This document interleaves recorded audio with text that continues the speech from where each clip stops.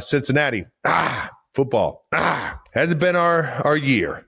These past 3 games really took a turn for the worse, boys. But yeah, we're bowl eligible, so go have some fun with the gang and whatever bowl you end up in. What was your favorite non-big bowl game you went to? My favorite bowl, low key. Which one? Still to this day, you didn't get to go. No. International Bowl.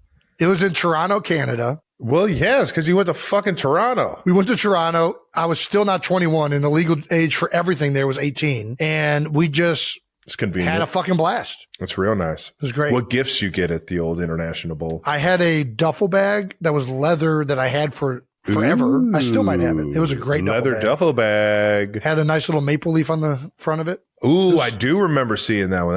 That was what? It was a good duffel. It was a good duffel. Let's get back into what we're here for, and that's the podcast. I'm Travis Kelce. This is my big brother Jason Kelce out of Cleveland Heights, Ohio, like we already said, and this is my probably brother pretty common with these older weapons. I think they misfired quite a bit. Would hate to have that happen when you're in the line of fire. No doubt. Fucking one of those daggone red coats across from you, and then you're trying to fucking put one right between his eyes. I don't know what I'm talking about. Trav, we need to go road bowling. Throws as possible. So kind of like golf. I'm following. And there's a lot of Irish guys that yell things that you don't really fully understand, but it's electric as fuck. And part of the game is betting. Like you don't play the game unless there's a stake put up. So everybody bets on the 2 teams that are bowling. Then you go out there and you just throw a fucking piece of metal down the road, and then it'll get lost in the leaves, and they bring out the magnets and they try and find it with the magnets. Hilarious. Dude, it was fucking a blast. It was so fun. Were you a overhand thrower, underhand thrower, sidearmer? Everybody throws underhand. It's probably too hard to throw overhand and do it accurately. You just don't get the same spin. You want the spin to. I think it's more that it's top spin. You don't want backspin. I think if you saw the heaviness of this thing, I won one of them. You would understand another one. You won of them? See, I think they kind of rigged the second one. The guy, they put a guy up against me. I was like, okay, this guy's. They put a child. He might have went to the bar before we came out. He's seeing a fork in the road. He's like, I don't know which way to throw this thing. We went to. Dude, my guy Connie was down there. Every time you would throw it, and it was a good. I didn't know. The only way I knew whether it was good or bad was just with how much noise Connie was making. Every time it was a good throw, I'd be like, there you go, like, it was fucking hilarious. It was electric, bro. I think that was half the reason the sport was fun. I don't even know if I want to go without Connie at this point. Yeah, no, it sounds like you need the environment. And then we went to this amazing pub, the Irish, it was the Red Rose Irish pub where, I mean, dude, I was getting so many flashbacks to Irish pubs going into growing up. You could tell this is just like a community staple. Great vibe. People are singing in the middle of the bar. And then I got to teach this kid some. Push-pull is a shocking move. He still didn't really have it down. Because you did it right. When you do it right, the push-pull is just like, what the fuck just happened? Yeah. And that's what you just did to that kid. That kid just was like, holy shit, Ninja just put his hands on me. Hold on, I'm going to send another one. Check out this guy singing. When the dawn is breaking, my heart is breaking too. On this dark morn as I walk out, my thoughts will be of you. So gracious, hold me in your arms and let this moment linger. They'll take me out at dawn and I will die. With all my love I'll place this wedding ring upon your finger. Now that's a bar. God damn, that was fun. It was a blast. Well done, Boston. I was going back and forth on whether I was going to sing a song. The only Irish song that I really know is one that I sing to the girls. It's from Ballad of Buster Scruggs. Tell me it. You want to hear it? Yeah. God damn. As I was a-walking down by the loch. Went into a character here. As I was a-walking one morning of late. Okay. Who should I spy but my own dear comrade, wrapped up in flannel, so hard is his fate. I boldly stepped up to and kindly did ask him, why are you wrapped in flannel so white? My body is injured and sadly disordered. I can relate. All by a young woman, my own heart's delight.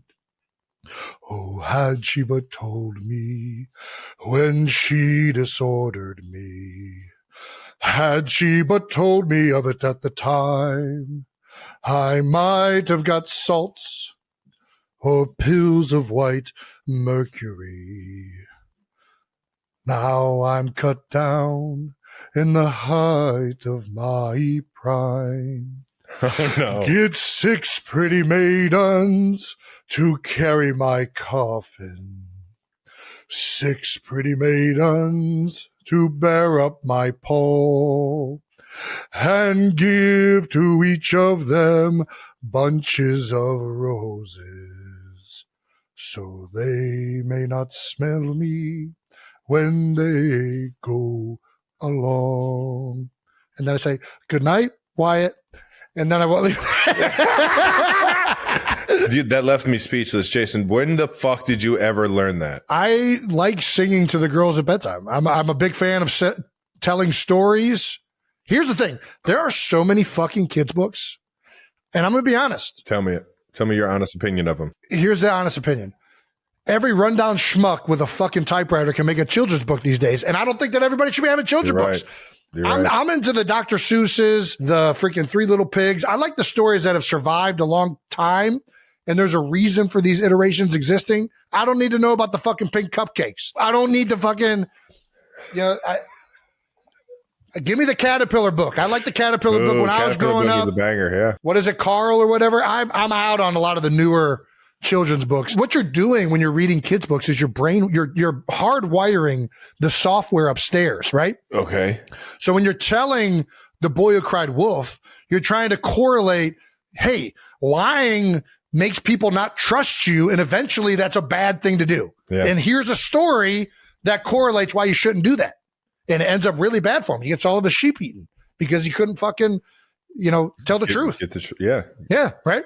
Get anyone to believe him, yeah. So a lot of times I just end up telling those stories, or I make stories up that are off of those old stories. The man.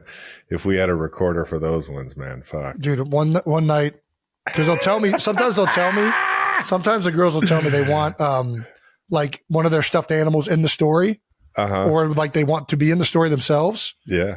And I'm like, all right, I'm about to do Pinocchio. And Ellie's like, oh, I forget what stuffed animal it was. Put Slothy in the video, or put Slothy in the story. I was like, okay, right. One night, Ellie wished upon a star. And Slothy so magical came to life. And her eyes went just... and she didn't move. And she was just holding the stuffed animal. And I got through I had like a Jiminy the Cricket figurine. I had a whole conscience thing going on and everything. The only thing after the story, Ellie was just so terrified that she was holding. This is so good. Kylie was furious. She's like, what the fuck is wrong with you? She said, put her in the story. So anyways, while I do that, I also, if I hear a tune or a song that I like, I like to sing. You remember it? Those, yeah. Nice. Well, you're a great dad for that. That's awesome stuff. Should we start the Fat Guy Fight Club? I'm just gonna leave that we started at the Lincoln. Oh, yes. shit. We've also got George fucking Clooney on the show today. How about that? George Clooney? Going to be 3 Bearcats on this podcast later. Oh, little do they know. We claim him. We claim We're him. claiming. I don't care if it's for a week and he dropped out. I don't even care if he just got accepted, but he never took a class. Ring. He's a Bearcat. Initially, it was like if you just stepped outside the There's ring, got to you're be out. belly button rules somewhere online. So the ring was tight. Initially, it was like if you take one step out, we're going to end the match. Yeah. But it was people were taking steps out all over. We ultimately was like, okay, if you can get 2 feet out of this thing completely, then the round's over. Man, I feel bad for anybody that lost with 1 foot out. Nobody lost with 1 foot out. Oh, that's right, the thing. right. It was very apparent from the first one. It's like, okay, we can't. He's still barrel chested like a motherfucker, who won each time. And he's still got that chest on him. Yeah. We signed a copy of somebody's Twilight. That's right. Book. And we got some 92%ers that asked some no dumb questions. I think I would redo the no dumb questions, Brandon, for our next iteration of tailgating or really just going out with fans. I think we got to bring the no dumb questions to the fans. It was hard to get them to think of them on the spot. Yeah. I like the idea of like, let's go in there with a predetermined kind of things put them we on the want to spot. answer. Put them on the spot where they don't get to think about this. You tell us how many holes a straw has, and I'll tell you why you're a fucking idiot. Note taken. But the 92%ers are great. Wow, you actually have a notepad? Intern Brandon is always Why didn't everything I came with a computer. I don't have a notepad. I want a notepad. Oh, I got a computer. There you go. You just write it. Why would I do a notepad when I have this? Jason, you got a little bit of a belly bucking in there. You want to tell everybody what the I'm not gonna lie. I did kind of make the belly bucking competition just so there was something that at one point I knew I would eventually get in there and get in the belly action already. Little belly on belly. NFL season. Left, flying by. Week 13 in the NFL. Trav, let's start with the one game that everybody was tuned into this Thanksgiving. I think it set probably like it had to set records of viewership numbers, right? Every holiday game seems to break every past record. So good point. Well, Chiefs 28, Cowboys 31. It was a great game. It was a fun game to watch. I know it did not turn out in the Chiefs' favor. Yeah, it was a tough loss.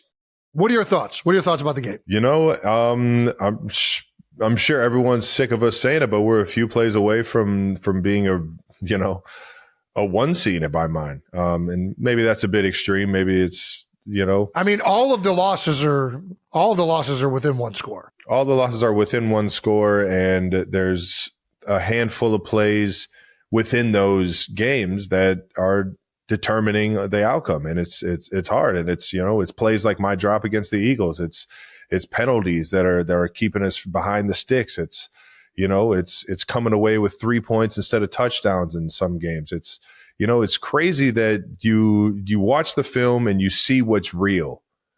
And what's real is that we're fucking this close, man. We're this fucking close. You look at our offense and you look at Pat Mahomes' production this year, top in the league. You look at our defense in terms of points allowed. I know some of the other stats aren't all the way up there, but at the same time, man, we're holding teams at the right moments. In other situations, we're just not scoring enough. And it's tough, man. It's tough to be a part of this reality right now because we're 6-6 and we're fighting for our lives to, find a way into the playoffs. Yeah. And what's real is that we still have a chance, baby. And that's all that fucking matters to me is that we got a chance, and I'm going to keep coming into work with the mentality that and the sense of urgency that we need to have to get this shit fixed and turn those handful of plays that are losing us the game into a handful of plays that win us these games, man. Yeah. I mean, listen, I think you're saying what everybody else is saying. It's the truth. I mean, you guys have been in all of these games, and I think you're having like one of the most unlucky like seasons in recent memory. I know that we never like to say lucky, whatever. Yeah, we like to control of it. Somebody, I think Gordo with ESPN, shout out to Gordo. I think he said something like, you guys are plus 70 or something like that in your score differential over the season.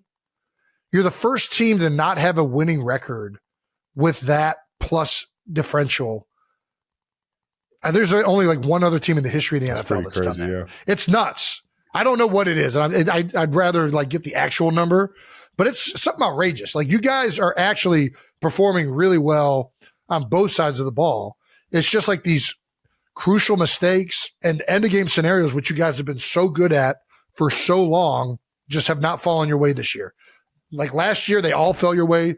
This year, they just haven't. And it's been a weird year in the NFL in general, like especially the AFC. Like who is like the top of the AFC right now is Denver and the Patriots. I don't know that anybody has shown a ridiculously better version of football than any of the other teams in the AFC. Like everybody's had their up games. Everybody's had their down games.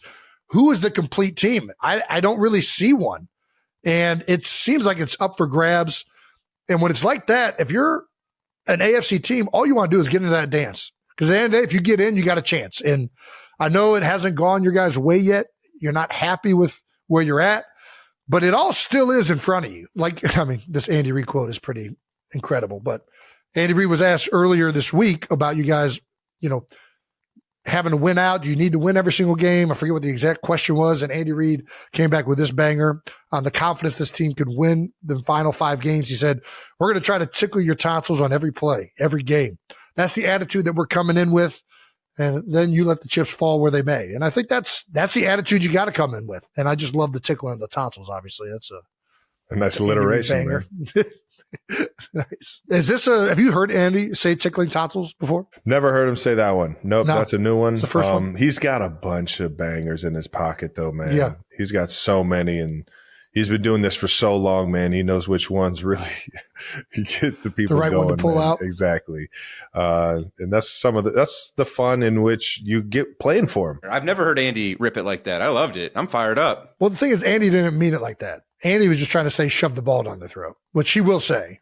And he'll come up with little funny mannerisms, but the double entendre there is Talk nasty to me, coach. Come on, let's go. This is my kind of football, bros. Let's go. This is how the coaches talked in high school. I'd have signed up. yeah. Didn't know y'all were doing that out there. There are some very Oh, sexual. y'all just drinking from the hose. What are we doing? What are other like sexual All of it. metaphors that coaches have used in the past? You take these big ass dick beaters you got, and you put them into that middle of the chest. That's one of my favorite. Dick beaters is a great all timer. You ever heard that one? Such a long way to just say hands. Yes. Yeah, no, man. Hey, but sometimes you come up with a little bit. Stout would always call it like a hook. Like you need something that like you can't just say something. You need to say something that registers something in your head. If you say like, "Hey, put your hands in his chest," it's like that's already out my fucking brain. You tell me to put my dick beaters inside of his chest, I'm remembering you telling me to put my dick beaters in his chest. I'm not going to forget that one. Oh, my hands. How'd you know? I really only have one dick beater. Are you guys using both? He started looking around the room. Time out. Yeah, definitely. Hey, yeah, beat her. You guys are going lefty? No. Same time. Same time. Yeah. Same time. Yeah. I'm a basket weave guy myself.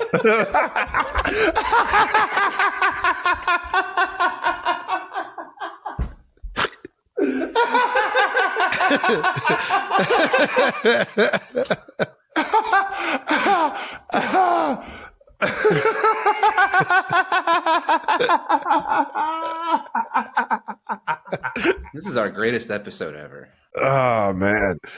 So, yeah, anyways, the Texans are red hot right now. The defense is unbelievable. D'Amico Ryan, shout out to D'Amico, one of my former teammates.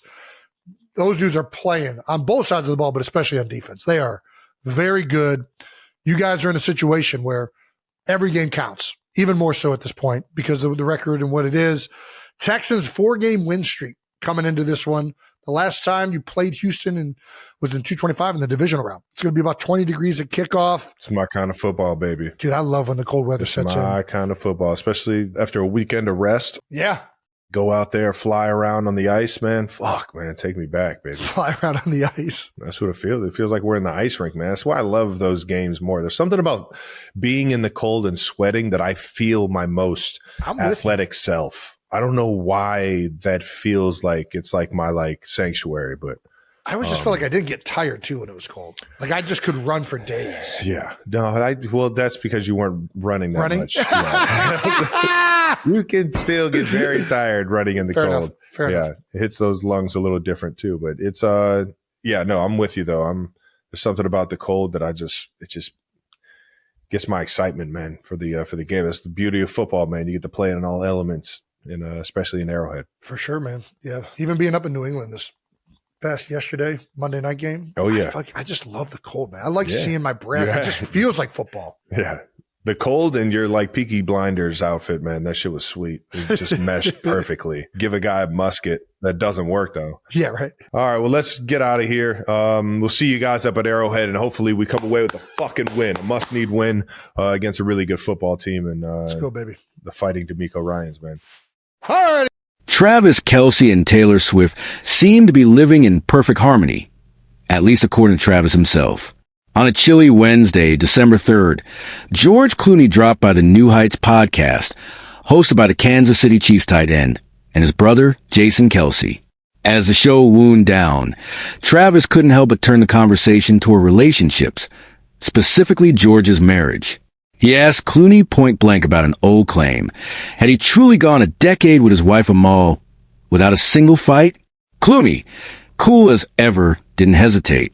"No, I'm not lying," he said, his voice carrying that signature calm confidence. Then he flipped the question right back at Travis, challenging him with a knowing grin.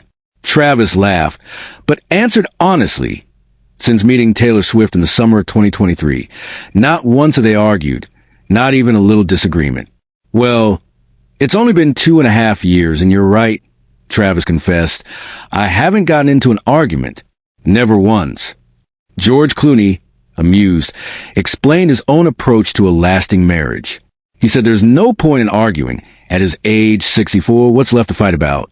He described Amal as an extraordinary woman, beautiful and smart, passionate about the things that matter most to him. The way he spoke, you could hear the admiration in every word.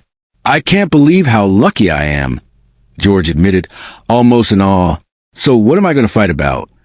Travis, clearly taking it all in, joked that he was busy taking mental notes. Meanwhile, the world was watching the blossoming romance between Travis and Taylor. Their engagement, announced in August, sent fans into a frenzy. They didn't hide their happiness. They shared their love story openly, letting the world in on the details. Taylor herself called the relationship the greatest surprise of her life in a trailer for her upcoming docuseries, The End of an Era. If you're enjoying these behind-the-scenes stories, don't forget to hit that subscribe button for more exclusive updates. The relationship between Travis and Taylor moved quickly, but it felt natural to them. Friends and teammates noticed how grounded Travis seemed, even as the spotlight grew brighter. Taylor, usually private about her personal life, surprised everyone by being so open. She showed up to games, cheered from the stands, and was spotted laughing with Travis's family. Their chemistry was obvious, whether on red carpets or during simple outings.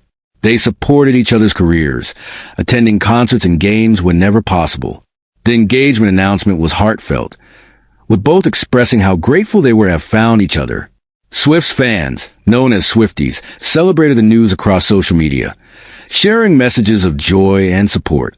Travis's teammates joked that he was the happiest they'd ever seen him, and even coaches noticed a new energy in his game. During interviews, Travis never shied away from mentioning Taylor, and his brother Jason often teased him on the podcast, bringing light-hearted moments that fans loved. Subscribe if you want to keep up with all the latest stories from the Kelce brothers and their famous friends. As the wedding planning began, the couple leaned on close friends and family. Both wanted a celebration that reflected who they are, fun, genuine, and full of laughter. The docuseries trailer teased glimpses of these moments. Taylor looking at dresses, Travis rehearsing a surprise dance, and family dinners filled with jokes and hugs. Their story, told in their own words, captured the hearts of millions. Through it all, they remained each other's biggest supporters, cheering each other on through every milestone. It's rare to see two people from such different worlds blend their lives so seamlessly, but Travis and Taylor made it look easy. Whether on the field or the stage, they found common ground, and their joy was contagious. Fans eagerly await the docuseries, hoping to get even more glimpses into their extraordinary journey together.